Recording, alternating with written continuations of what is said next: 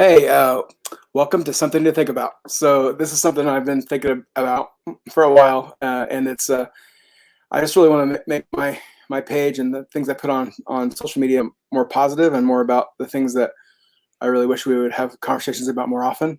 It's based a little bit on this verse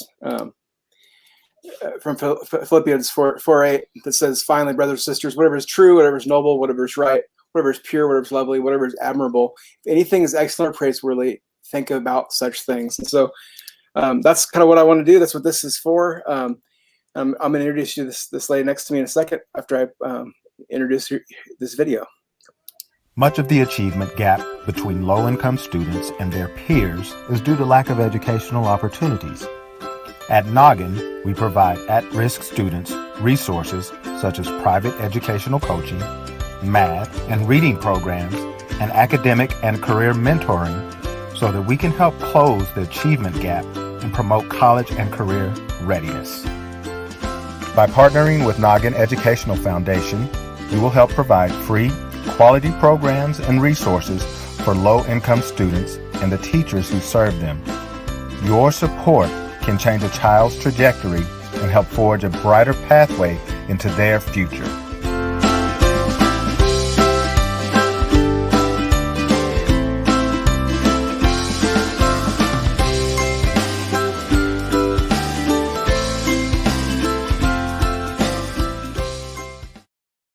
All right. So with me today is Doneda Bailey. She's the executive director of Noggin Educational Foundation, and we're just gonna have a conversation, and we invite you guys to watch and ask your questions along the way, and just hoping to introduce you to something that I'm really excited about that I think is worth your time. So Doneda, why don't we start? Why don't you tell us a little bit about Noggin and what you guys do? Sure. So we are 5 years old in October, and we are a nonprofit. We provide free educational resources and services to kids from low-income families. Cool. And how did you get started? How did this come to be? Right. So we call this our ream of paper story. So my husband is an educator. He's been teaching in the classroom for about 11 years. And his first teaching assignment was in a school that was very underfunded. And he was given one ream of paper to teach 125 students for the entire semester. Wow. And he taught math. So you can imagine that'd be really difficult to do worksheets and things that you have to print out in order to give to the students so they can actually work out the math problems. And, you know, we saw the impact of underfunding on the students. The students were, you know, their grades, some of them, they had a 20 for the 6 weeks.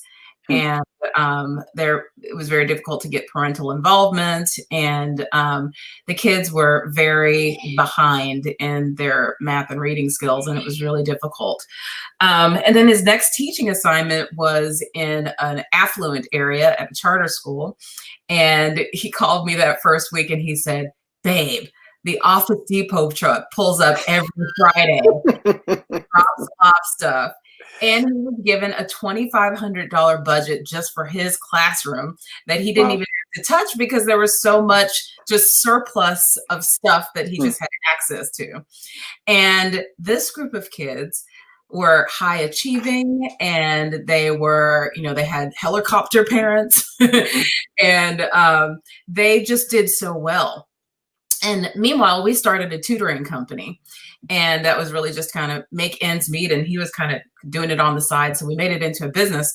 And most of our clients were going to be people that would come from his school, that were affluent, people who could afford to invest in their kids' education. But occasionally we would get people that asked us to provide services to them that couldn't afford what we did, and we couldn't afford to give it away at the time. And so that was really what sparked my desire to provide free educational services, because we knew from him having worked in both environments just how dire the need for support and just one-on-one instruction was for those kids that were so far behind. Right. So that's why I started the nonprofit, so we could do that for free. Very cool. Very cool. So is there any reason why on a personal level? Like, so you talked a little bit about like your husband's involvement. Like, was there anything on a personal level why this matters to you so much? Like, any stories there? Well, I think I started to just look at the statistics of kids that come from low income neighborhoods, that many of them end up in prison. Mm-hmm. That the dropout rate is so high. Our prisons are full of people that are illiterate, not all of them, obviously, but people that didn't learn to read past a certain age. And, education can really make a difference in the trajectory of the kids' lives. And, I would read the statistics and it would make me almost cry. Sometimes I did cry because it was just, it's not that, one of the things that God put on my heart is that it's not that these kids didn't have purpose, or they weren't any less talented or full of purpose for being on this planet than the kids that were in the high income areas. But what they did have is lack of resources and lack of support.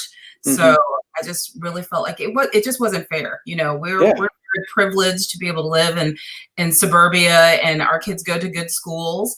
And, not everybody gets the opportunity to live in a place where, they're zoned for good schools and they have parents that are able to help them. So just out of my feeling that this isn't, and honestly, just, you asked on a personal level what it is, I really do believe it was just God that was just like, this is what you're supposed to do. Very cool.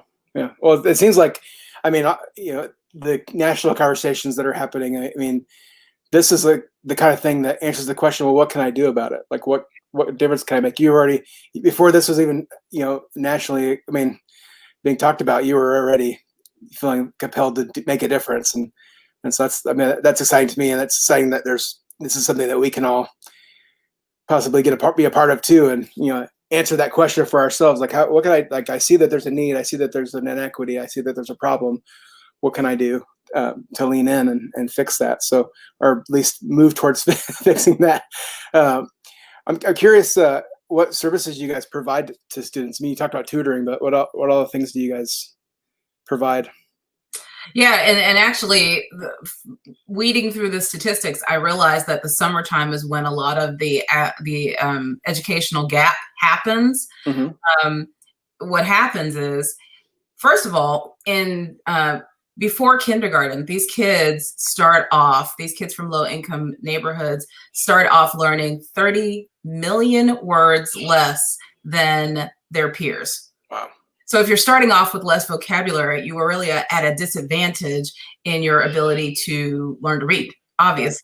So they start off behind the 8 ball. So we've got the high income kids and the low income kids, and the low income kids. I don't know if this is working out on the screen.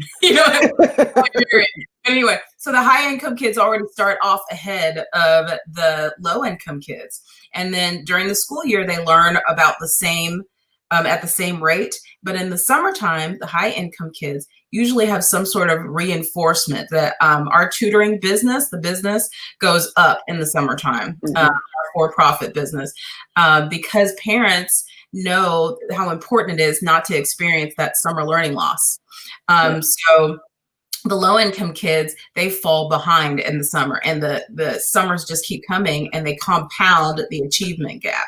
And so what I decided to do was make that our first initiative. We started a program called SPARK, which stands for Summers Producing Academically Ready Kids. And what we do is fun, hands-on learning, games and activities that surround math and reading. And it's a 6-week program. And we usually go in to support organizations that already have some sort of summer program, but that don't have an academic component to them. So we go to churches that have summer programs. Low-income apartment complexes a lot of times have summer programs because they have actually year-round programs where they feed the kids, because some of these kids are food insecure. And so in the summertime, they come in and they feed them breakfast and then let them play some games and then feed them lunch and then send them on their way. So we come into those situations and we provide these programs for about an hour a day, 3 times a week. And so we've been doing that for 4 years now. In addition to the free tutoring, we actually provide a teacher that will come to the student's home under normal circumstances when we don't have a global pandemic. Right now, we're doing it virtually. We're going into their homes virtually, but it's a teacher, and they get 12 free sessions of tutoring to work with a teacher on, and usually it's going to be math and reading, because those are the areas that kids from low-income families are really behind in. And so that one-on-one help really makes a difference. I have somebody that can come. And also, one of the things I love about our educational coaching program is that we have a teacher that comes into their home, and therefore the family gets to know a teacher that, kind of becomes a friend, or, an advocate, because a lot of times, and I don't know if you've experienced this, I know you homeschool. Have you guys always homeschooled? Yeah. Okay. Yeah. Sometimes it's difficult to know how to navigate the school system when you're having some issues or you have some concerns. And so I love that we have a teacher that's coming into their homes, because they can either offer their advice or they can even email the teacher for a parent and say, we're really struggling in this area, or there's concern that this child might be autistic or whatever, when a parent may not feel comfortable enough to go to an administrator or a teacher and ask those questions. They can kind of be a go-between for that. Yeah, that's really cool, because you have like automatic credibility. Like a parent calling a teacher, it's like, hey, who are you? I mean, it shouldn't maybe be that way, but I'm sure it's like, yeah, I get this all the time. If a peer calling you and saying, hey, I've assessed this, and this is something we need to take a closer look at, they probably get a little more traction. That's cool. Yes. Our other programs. So we actually just, this is not a new program. We have something called Career Chat. And what we do is we invite people, just different professionals from different careers, to come in and talk to a group of students. And what we were able to do this summer, because we were virtual and we had to kind of completely revamp the entire program at the last minute to make it a virtual program, because we had planned in person. And the organizations that we support were like 6 weeks before, do you think you can make this virtual? That's like, but we did. We were able to pivot. And what we were able to do is we added in the career chat component. So we had weekly career days where we ended up having people from 36 different careers come from all over the United States and virtually come in and talk to these students about their careers. So we had a film director, we had architects, we had somebody from NASA that works with climate change. We had all sorts of people come in and talk to us, which is wonderful, because these kids really need exposure, because sometimes they don't know anybody that's actually had a career instead of just a job, like a 9 to 5, in a clock sort of thing. And so giving them exposure, and oh, by the way, I chose only Black and Hispanic people to come and talk to them, because I really wanted them. 99% of the students that we serve are Black and Hispanic. And so I really wanted them to see people that looked like them, that had these amazing careers, and just give them the opportunity to see there's more out there than working at McDonald's. And sometimes talk to these kids and we ask them what they want to be when they grow up, and that's all they can think of is, I want to work at Target, or I want to work at McDonald's. Not I want to own a McDonald's, I want to work at a McDonald's. Right. So this gave them the opportunity to meet people that look like them and see that there's other options out there. That's awesome. Yeah, I mean, just seeing somebody who looks like you, and it allows you the opportunity to start imagining, oh, I could be this, I could be this, and it kind of takes the lid off of the limitations that you might self-impose. So that's awesome. Although my daughter wants to work for Chick-fil-A right now, so I don't know. Well, great, getting free Chick-fil-A. Yeah, I think it might be more the motivation than anything, just the free food, I'm sure. You might change her mind. I want it to be the next Donna Summer. Do you know who Donna Summer is? Yeah, I do. Yeah. Hey, you can sing though, so you're on your way, So. Yeah. Maybe this is your launching pad right here, your moment. Oh yeah, yeah, I'm good. Okay. What communities do you guys serve? Like, what? I know it's DFW, but is there like I don't answer that question. Right. We really just go where we need it. So the educational coaching is all over the Metroplex, wherever we can serve people. Now we have, I think we're tutoring somebody in Oregon right now. I wondered, yeah. People find out about us through social media and they're like, oh, wait, you have free tutoring and you do it virtually now? So we're able to serve people all over the country really now. That's cool. And, but in the Metroplex, but with the summer program, we really focus on downtown, and Bonton is the actually poorest area of the Metroplex. And so we've been providing Spark, our summer program, there for the last 2 years. But just kind of wherever people hear about us, we don't do really any advertising, but kind of through word of mouth, people have heard about what we do and asked us to come to them. Mm-hmm. Okay. What success stories do you have? I mean, you've been doing this for, the Spark for 4 years, right? You said. Spark for 4 years, yeah. And then, but you've been around for, you might have said it, but I don't. 5 years. Yeah, 5 years. So with the tutoring, we've had some people say, I had this one mom who said that her child was having problems with reading. And after like 3 weeks of the coach working with the student, she said, I can tell that he is making less mistakes. And, he's catching his own mistakes and things like that. And just only after about 3 weeks of doing that, of working with the coach. Wow. I had one mom say that not only is she seeing changes academically, but she was seeing changes behaviorally. Because sometimes kids, because they're uncomfortable with their knowledge at school and their ability at school, they act out. And so she was seeing a difference in that way. Yeah, that makes sense. Mm-hmm. Yeah. So let's talk a little bit about how people can get involved and that side. So we talked a little bit about who you're serving and why, but then I'm just curious. I know from other conversations that there is more than one way to get involved. So tell me a little bit about that. Well, the easiest way to figure out what you can do with our organization is to go to a website that we created just for that. It's called BeTheLight.life. Okay. And it is all the ways that you can become involved with Noggin. And we've actually set it up so it's tiered. So if you just kind of want to dip your foot in getting involved, you click on this button, it'll show you all the ways. And then we've got 3 different tiers from, getting a lot involved and then like being a super ambassador for Noggin.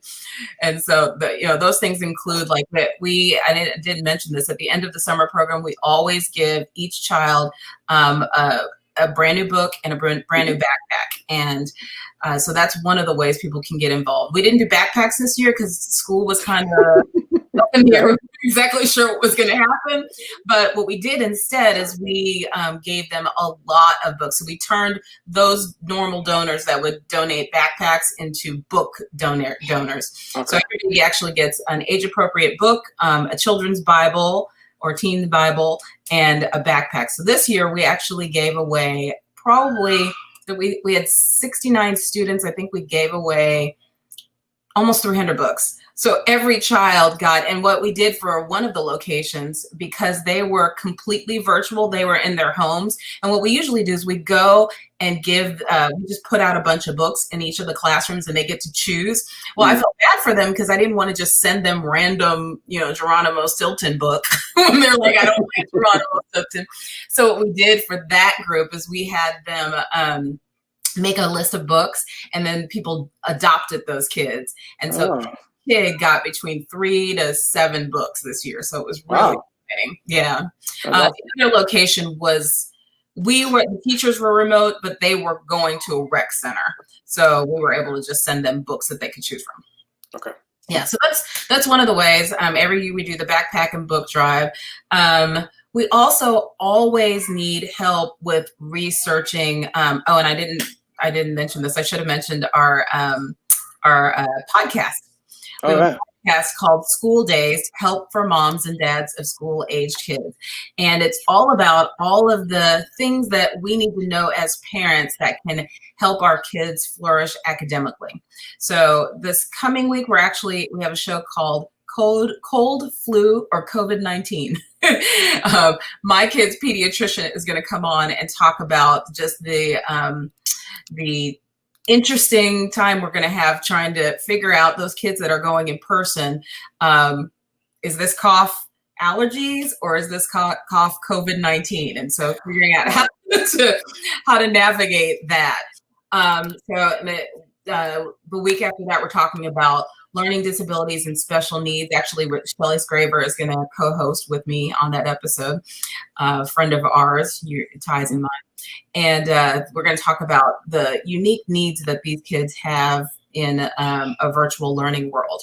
So going back to your question, what can they do? We always need help researching these topics, researching guests. We always have professionals and experts on the show. So since we're, again, virtual, we can have people come in from all over the world, really, and talk about these different topics. So if researching is your thing, we can definitely give you guys a lot of work to do, a lot of things to do for that. And then just, Be the Light Life has got all sorts of things on there that can give you an idea of what you might be interested in and what we could use some help with. Very cool. Yeah, volunteer-wise at least. And then what about, I think you need those little green pieces of paper with the presidents on them, like first things, like, yes.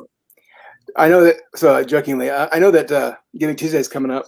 Not Giving Tuesday, that's coming up too, but North Texas Giving Day is coming up very soon. Right. And I changed my little profile picture to support you guys too. But I'm curious, tell me what you're hoping to raise, what your goal is, and then maybe a little bit about what specifically those funds are going to go and do. Yeah. So my goal changes in my mind often.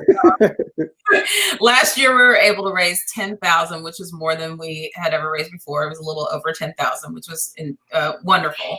This is our fifth or fourth year participating in this. But we probably our goal is probably $15,000. What we're trying to do is raise money both for the educational coaching program, which we talked about. Just that one-on-one help is really important. Each child needs $500, or it costs $500 to give 12 sessions to each child for a semester. So that's the first thing, and that's usually what we use North Texas Giving Day funds for. But we have another program that we're just getting off the ground that I'm so excited about. It's our ARD advocacy program. So ARDs, if anybody out there listening is not familiar with this, these are the meetings that parents go to. That is a room full of people, your child's teachers, the vice principal, a diagnostician, and several other people, usually like 8 people are in the room. And what you're doing is you are deciding either what needs your child has that could be impeding with him or her academically, and then what we can do to provide services for that child. So David and I went through this process with our son for the first time in kindergarten. He was having speech issues. And I didn't even know what an ARD was. They invited me to the ARD and I was like, okay, great. I don't really understand what that is, but okay. So I was a little bit unprepared to be at this meeting and did not come away with what was in the best interest of my child. The schools have a little bit of a tightrope to walk in that they have a limited amount of funding, but they also want to help the student. And so what I think happened in our situation was the funding issue outweighed the need of the child issue. And so we ended up not getting him what he needed. And in subsequent ARDs, now both of our boys have some sort of services and accommodations at school. We were better prepared because, first of all, I knew what an ARD was. But I am connected. David's been in education for 11 years now. And so we both know people who were able to give us information and tools to go into this meeting with. And bring stuff to the table versus having them tell me what my child needs and what they're prepared to do for my child. And so we have a child that has autism. Our 9-year-old has autism. And before we went into that meeting, I met with a friend who's a behavioral therapist, and she gave me all of these things to go into, like, he could benefit from this, he could benefit from this, about 10 things. When I went into the meeting, the administrators offered 1 or 2 things that they thought could help him. And then I listed off my, long list of things. Right. And really it was the things that I brought to the table were what made a complete 180 difference in his academic life. So that is a really long story to say why I'm so passionate about our art advocates. So what we do is we take one of these professionals, like my friend that was the behavioral therapist, that have experience having gone into these arts for their clients, and they do just that free of service. They ahead of time, they consult with the parent and say, just what my friend did with me. These are some things, these are some accommodations or services that you can ask for that may benefit this child.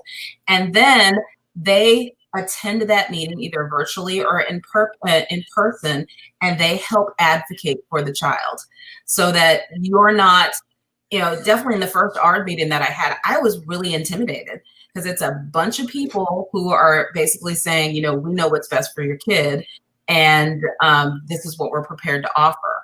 And so that a parent doesn't get overwhelmed and feel like they don't know what to say, they have somebody sitting right next to them that completely knows their situation, knows their diagnosis if they already have one, and can help that child or that parent speak for that child and get exactly what it is that they're needing.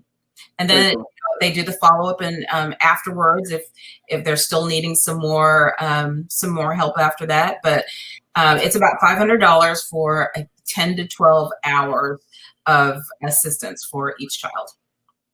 Wow. So yeah, that's huge. I mean, to have a, you're excited about it too. Yeah, that's awesome. I mean, yeah. So everybody watching this, give $500. Or somewhere. Or some. But yeah, but you say 500. Start there. Yeah. But I mean, specifically kids that come from low-income families, a lot of them are 2 to 4 grade levels behind in their learning. And then you add a learning disability like dyslexia or an issue like my son has with autism or whatever, that's also adding to your problems academically. It's just very difficult. It's almost insurmountable to fix that if you don't have the right services and accommodations at school. Yeah. So, and you don't know what you don't know. So you go into a context like that and you don't even know what you can ask for if right. Like what's acceptable right for your parents. And I felt like in my first ARD that even though I felt like what they were saying was not what my child needed, I felt compelled to sign on the dotted line because that's what they were saying to do. They were like, well, we just need you. He's fine. And you need to sign here. What you don't know is that you don't have to sign anything. You can walk away from that meeting and say, I need time to think about it. I need time to consult with somebody. And what we're hoping to do is make that not need to happen, make that unnecessary, because there's already somebody there that you can consult with that can, give you advice right there on the spot. Right. You have, instead of thinking that they're the experts and that you got to do whatever they say, you actually have experts telling you what you can go to them and ask for. So this is not to put down the schools. They're in a tight position, tight budgets, and they also want to help. Obviously, they want to help the kids too, because that helps them when they're, when they're doing well. But it's just, it's a precarious situation. So yeah, I imagine they don't even know what. I mean, sometimes I'm sure they don't know that would be a helpful thing. Like, so having that expert consultation, you're going as a parent saying, "What about this?" And they're like, "Well, yeah, we could do that." Maybe that hadn't even been on the radar offer. Yeah, until you bring it up. So that's cool. Very cool. Okay, cool. So, a couple times you've mentioned, you mentioned they give Bibles and things like that. You mentioned your faith. So I know that this isn't an overtly faith-based organization, but it sounds like it's it's definitely. Tell me about that. Tell me what's the Christ heart of this organization? What's that? What's the ministry part of this for you? Right. I do want to tell you how to give for North Texas Giving Day before. Oh yeah. Yeah. So it's also a link to the video. So yeah. Oh, okay, right. Say that. So North Texas Giving Day is September 17th, and early giving is open right now, so they can give anytime between now and midnight on September 17th, and they just go to the NorthTexasGivingDay.org website and search for Noggin, Noggin. Okay. And the title of this video too, I've linked that giving page as well, and I'll put it in the comments to it when we're done. Great. So yeah, but great. No, faith. Sorry, I no, you're fine. Before the faith. no, yeah. You're all good. So yeah, I mean, Ty, you and I have been going to church together for a long time, and David and I are both believers, and we believe that these kids need Jesus, and we are not overtly Christian. We're not the purpose of our organization is not to evangelize; it is to educate. But what we do is sneak passages and things in books, because it's a reading program in the summertime, math and reading, and so they might be reading about Zacchaeus or just books that we just have around the house that we bring and have them read. And then somebody at our church is with who's the people that give the books, the Bibles at hotels? What are those? The Gideons. Yeah, the Gideons. Yeah. He's with the Gideons, and so he asked me. He said, "Do you guys give out Bibles to the kids in the summertime?" And I was like, I hadn't thought about that. So from then on, we decided we wanted to give them Bibles, and we give really cool Bibles. It's not just the regular Bible. So we give the children's storybook Bible. I think that's what it is. And you know what that one is? Yeah. I think you get the Action Bible too, right? Is that one of the ones you get? Yeah. So for the little kids, they get the children's storybook Bible, and then for the boys, the older boys, they get the Action Bible. And then we've got another one that is also, I can't remember the name of it, but it's got I think this one has kids' perspective on the scriptures in the Bible. Cool. So it's really, we give them really cool Bibles that they'll want to actually look through and read. Right. Well, I know that it's not it's not, you guys are worth supporting whether you are, faith-based or not, in my opinion. You're doing something really important and good. But I think, that it's exciting that there's also kind of this desire just to at least present, kids with faith, present them with Christ. So I didn't want to go without at least having that conversation. So, well, I don't see any questions, and I feel like so it's inaugural episode. So, it's hard to don't know what to do. Like, you can ask questions, so now you know. Right. But how can on my side, like, how can I and whoever watches this video could be praying for Noggin? Wow. Yeah. So we always ask people to pray to catch the mission of Noggin Educational Foundation. Not only to serve, and that's really where we start people, is they need to see the kids and see what the issue is. And that's actually where a lot of our donors have come from, is they came into a Spark or some sort of activity that they may have done a career day, and they see the kids. So once you see and that was one of the things that got me when I was in the first summer that we did this. I was watching the statistics play out in front of me. I had a group of boys, and I think they were middle school kids, and they couldn't tell me what an antonym and a synonym was. That was the purpose of the activity. It was something pretty basic that my younger kid was able to tell me. And I was like, gosh, the statistics that I've been reading are actually true. And I'm watching kids that are living this every day. And so what we do is we bring people in so they can see that these things are true. These kids really need help. So we always want to have people to come in to help volunteer with Spark, people to come do career days.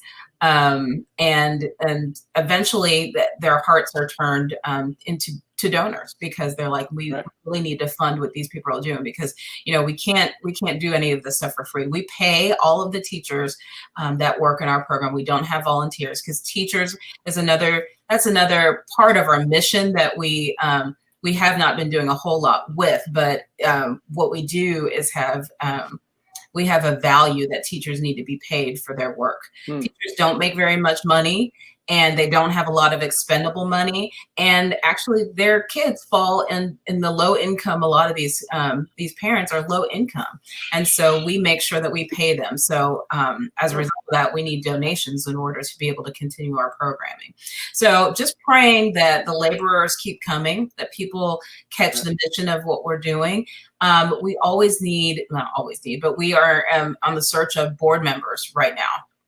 So anybody that has a heart for education, has a heart for low-income kids and minorities, they would be great for this. We're looking for people who have some connections, because part of your job as a board member is to reach out to people and bring them into Noggin. So somewhat connected, and not afraid to tell people what it is that we do. And hey, I need you to help. Right. Yeah. Okay. Cool. Well, I'm trying to have a good way to wrap this up. That was really good. I think it's appropriate just for me if I could just pray for Noggin to close this up, and then we'll end this thing. One more prayer request before you pray. Sure. We always need prayer for direction, that we're doing the right thing, and making the right decisions. Being a leader of an organization is, completely new to me. I mean, before 5 years ago, I wasn't doing it, but just knowing where to go and what to do, and what things to add, and if we need to take away some things, Sure. just prayer for direction for the leaders. Sure. Awesome. Yeah. All right, let's pray. Father God, we just thank you. Thank you for Noggin, and thank you for the vision that you gave the Baileys 5 years ago to reach out and really begin to make a difference for marginalized kids that would really fall off the radar, would fall off out of the system. And Father, I just thank you and rejoice that there's a way for us all to invest in communities that are underfunded. And Father, I do pray for the right supporters and the right initiatives, and that they would have all of the resources that they need to accomplish the works that you called them to. And to that, Lord, I pray that you would provide good vision for them. Pray that you would help them to know what things to say yes to and what things to say no to. And God, would you just enhance the things that they do? Everything that they put their feet to or their hands to, would you make it better than they imagined and better than they expected? I just pray that you would maximize the impact of their efforts for your glory. Pray that there would be numerous stories as the years go by of life changes for these students. Pray that we would hear stories of students that were headed nowhere near college, that are graduating, with honors and just ready to take on the world and do great things. Lord, I thank you that this is possible, that this is happening, and Father, I just pray that you would provide the resources and the volunteers and the board members and all the pieces that need to be put into place to maximize this organization's work. And I just thank you for the opportunity for us to talk about it today. In Jesus' name we pray. Amen. Amen. Thank you. Yeah, thank you. Well, I'm gonna go off live, but don't leave, because I'm gonna talk to you for a second. Thanks for watching, guys. If you like this, let me know in the comments. If you hate it, let me know privately, so I can cry. No. But thanks for watching, and I hope to do more of this. If you have something that you're doing that's something to think about, something that you want people to be talking about, that is adding to this world in a positive way, reach out to me. It doesn't have to be just Noggin. So let me know what you're doing. All right, take care.